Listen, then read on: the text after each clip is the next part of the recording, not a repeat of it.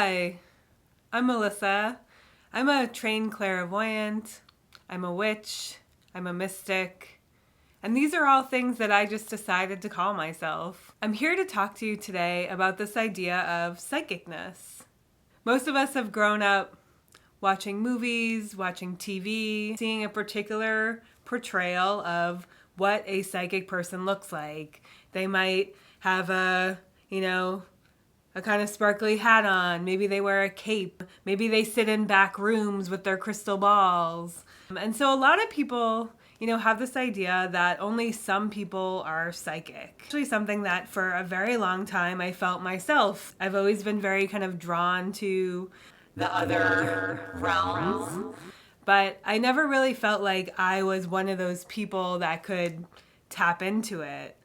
And that really comes from socialization. A lot of people, when they're young, they'll experience seeing ghosts. They'll experience spirit communication from guides. They'll be able to talk to plants. They'll be able to talk to animals. But the people around us, such as parents, family members of all sorts, teachers, they've been socialized in this culture that says none of that is quote unquote real.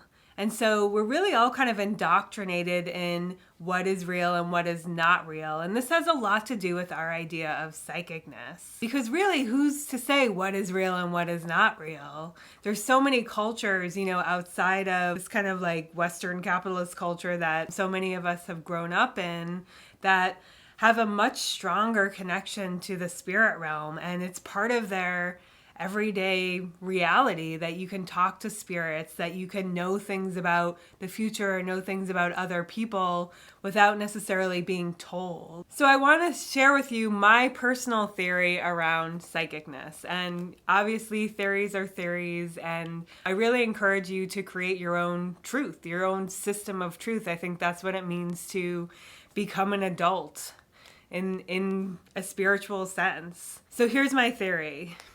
We all come down to earth and we come into these human bodies. We have skin, we have hair, we have a lot of weird body parts, and we feel separate. We feel separate from each other. We feel separate from objects. We feel separate in terms of space and time.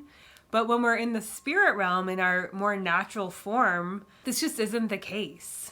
In the spirit realm, everything that I've kind of experienced myself and I've read about, we're able to feel and know everything that's going on. We're able to connect with each other on a different level. We all share the same energy. We're all just made of energy, and we're all supposedly from the same source of energy, whether you call that God or the universe, however you want to label it. And so really, a lot of kind of like psychic training, which could be like training on your own using tarot cards or all these other kind of tools, or going to a school and learning how to quote unquote be psychic, is really just a process of remembering.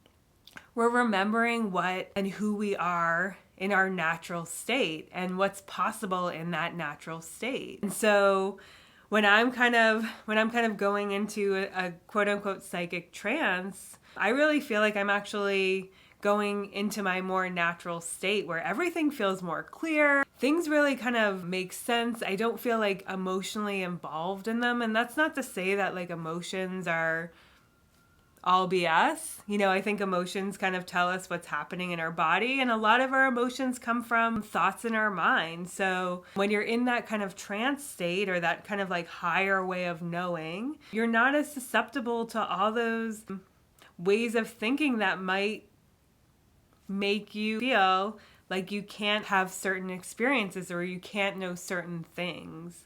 But I'll tell you this, I truly believe that all of us are psychic.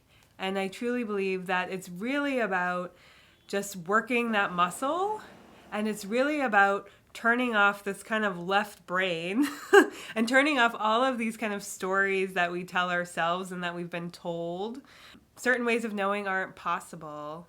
And moving into our right brain, where we can be more receptive, where we can use what we're taught as our imagination. Imagination has so much to do with psychic-ness. Imagination is not something that's silly. It's not something that's not real. In fact, it truly can be a bridge into perceiving more realness in our lives.